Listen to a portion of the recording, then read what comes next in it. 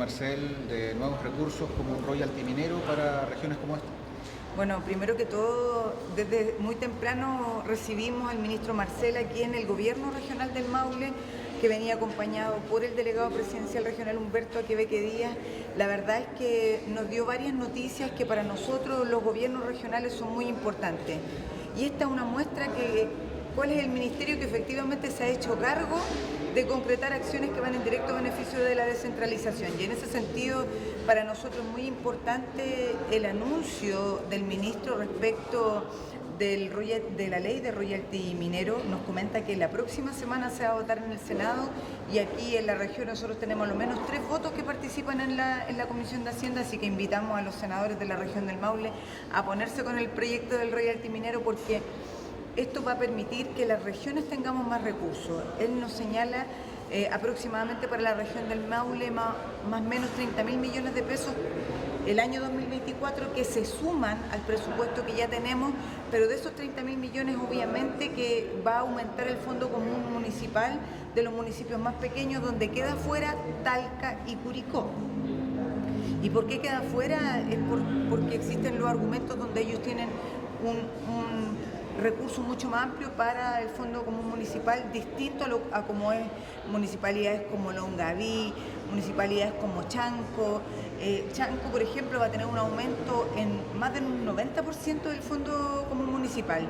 Esa ley, por una parte, que nos va a beneficiar y por otro lado también destacar la ley de rentas regionales. La ley de rentas regionales es una de las cosas que se nos prometió con la elección de gobernador y gobernadoras regionales y aún no se ha concretado, pero también viene a beneficiar a todos los habitantes de la región del Maule, pero en particular, si ustedes me preguntan cuál es el ministerio que se ha hecho cargo de darnos instrumentos y herramientas para que nosotros podamos financiar programas y planes sentidos por la comunidad, el Ministerio de Hacienda a través de las glosas presupuestarias de la Dirección de Presupuestos que hoy día nos permiten financiar desde programas de seguridad pública, desde programas de salud, hasta programas que permiten trabajar la condición del TEA. Gobernadora, el ministro señalaba varios factores que influyen en la región. ¿Cuáles son las debilidades que usted ha detectado que podrían mejorarse con esta propuesta que presenta el día de hoy?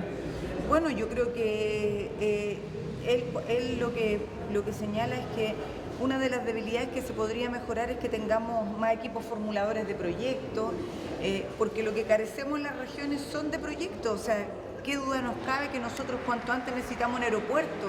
Pero ¿quién nos va a presentar el proyecto de aeropuerto? ¿Quién va a formular ese proyecto? ¿Y a través de qué glosa lo vamos a financiar? Entonces, son distintos desafíos que tenemos que esperamos que con la ley del royalty minero, si se aprueba, nos permita tener más elementos y instrumentos para poder generar grandes proyectos que sirvan para el desarrollo económico de la región del Maule, sin dejar de lado que nos tenemos que hacer cargo de una necesidad muy sentida como el tema de la seguridad pública. Él hablaba de excesiva dependencia de los gobiernos regionales con las autoridades de nivel central y también hablaba ahí problemas en cuanto a los ciclos de presupuesto. Bueno, la verdad es que obviamente nosotros todavía seguimos siendo dependientes del nivel central, toda vez que nosotros revisamos un programa, aprobamos el programa, pero ese programa tiene que ser visado y revisado por la Dirección de Presupuesto y luego autorizado por la Contraloría General de la República.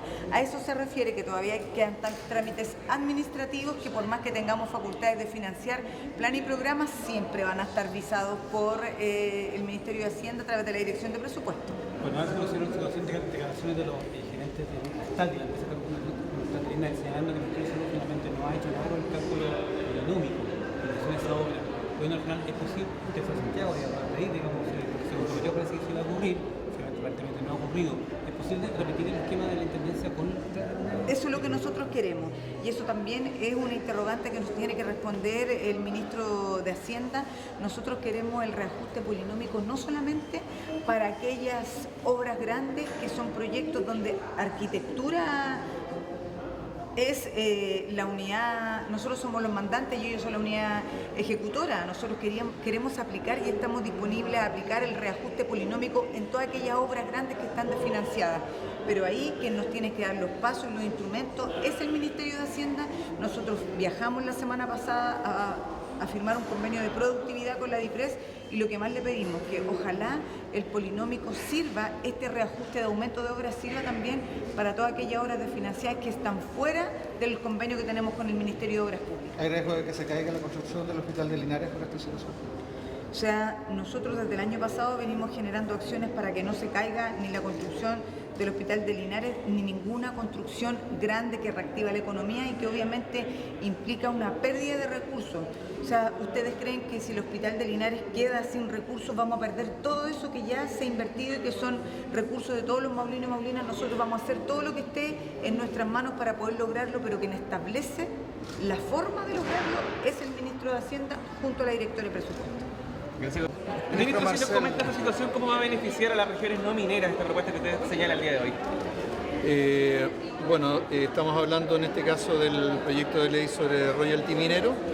En este proyecto, que ya fue discutido y aprobado en la Comisión de Minería del Senado, contempla que un 35% de la recaudación de este royalty se distribuya a las regiones y municipios. En total se trata de 450 millones de dólares al año, cuya suma va a ser estable, no va a depender de la evolución del precio del cobre ni de la recaudación del royalty mismo, y se va a distribuir a través de 3 mecanismos. Uno, a las regiones como un fondo para la productividad y el desarrollo. Eso va a corresponder a la mitad de los 450 millones de dólares, o sea, 225 millones de dólares. Van a ir a las regiones, distribuidos de acuerdo a la fórmula del FNR. Y luego a los municipios va a haber un fondo de 70 millones de dólares que va a ir solamente a las comunas mineras, es decir, donde están la gran minería del cobre, los relaves, los puertos de donde se embarca, las fundiciones.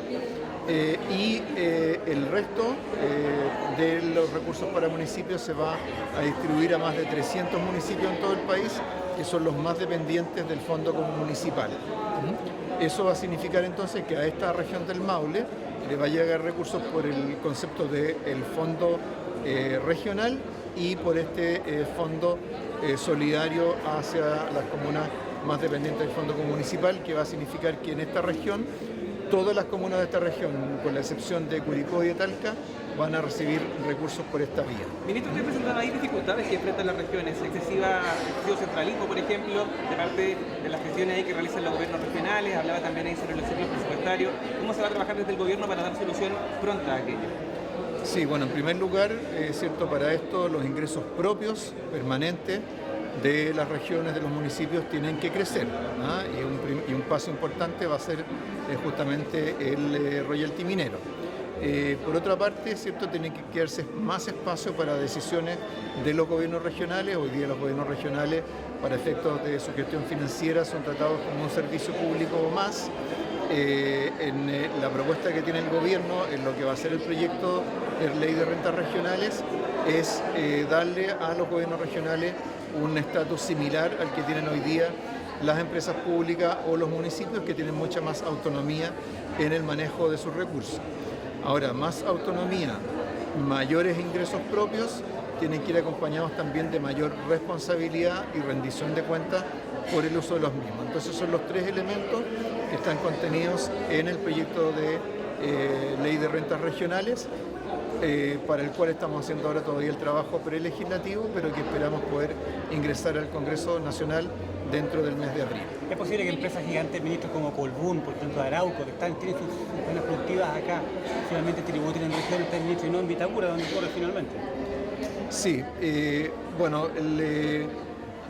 hay decisiones que son propias de las empresas. Yo he conocido varios casos de empresas que han cambiado su sede para efectos del pago de impuestos, pero lo importante acá es que hay, con las medidas que estamos mencionando, van a haber aumentos de ingresos propios de la región y de los municipios, que no van a depender de las decisiones de esas empresas, van a depender de la aprobación de esa legislación por parte del Congreso.